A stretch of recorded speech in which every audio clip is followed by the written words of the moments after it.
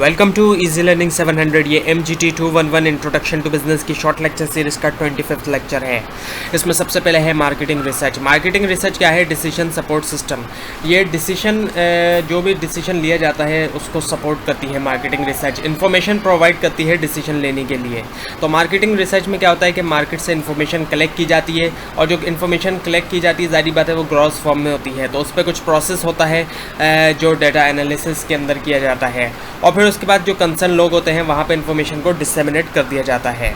अब दो कैटेगरीज है मार्केटिंग रिसर्च की, प्रॉब्लम की आइडेंटिफिकेशन करना और प्रॉब्लम को सॉल्विंग करना। प्रॉब्लम आइडेंटिफिकेशन रिसर्च में क्या होता है कि पोटेंशियल के बारे में जाना जाता है कि जो हमारी प्रोडक्ट है उसका कितना पोटेंशियल है मार्केट के अंदर, यानी कितनी गुंजाइश मौजूद है मार्केट के अंदर हमारी प्रोडक्ट के लिए। उसके अलावा मार्केट शेयर क्या है ऑर्गेनाइजेशन का, हमारी ऑर्गेनाइजेशन का। अगर हम ऑलरेडी हैं तो हमारा कितना शेयर है मार्केट में, लेकिन अगर हम नहीं हैं तो हमारा कितना शेयर हो सकता है। उसके बाद इमेज देखी जाती है कि हमारी प्रोडक्ट की क्या इमेज है, क्या रेपुटेशन है मार्केट के अंदर।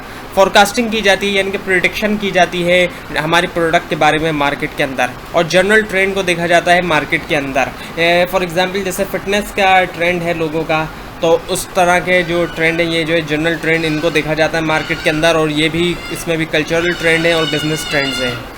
अब है प्रॉब्लम सॉल्विंग रिसर्च। इसमें क्या होता है कि सेगमेंटेशन रिसर्च की जाती है कि अगर हमारी सेल डाउन हो रही है तो किसी नए सेगमेंट के थ्रू हम अपनी सेल को बढ़ाएं, नए सेगमेंट के थ्रू हम अपनी सेल को बढ़ाएं। और प्रोडक्ट के ऊपर रिसर्च की जाती है कि जो हम क्लेम कर रहे हैं कि हमारी प्रोडक्ट वैसी परफॉर्म कर रही है नहीं। प्राइसिंग रिसर्च की जाती है कि क्या प्राइस जो हम चार्ज कर रहे हैं उसके बारे में कस्टमर क्या सोचता है। डिस्ट्रीब्यूशन की रिसर्च की जाती है कि क्या हमारे डिस्ट्रीब्यूटर सही तरह वर्क कर रहे हैं नहीं, प्रोडक्ट की अवेलेबिलिटी है वक्त पे या नहीं है।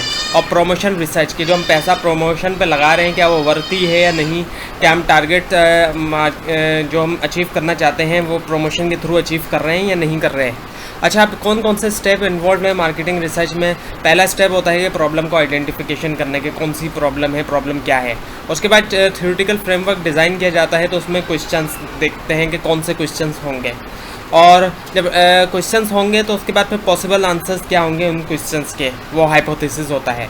और फिर रिसर्च डिज़ाइन में क्या होता है कि डेटा कलेक्शन होता है, सैम्पलिंग होता है जो पॉपुलेशन को रिप्रेजेंट करता है, और स्केलिंग होता है।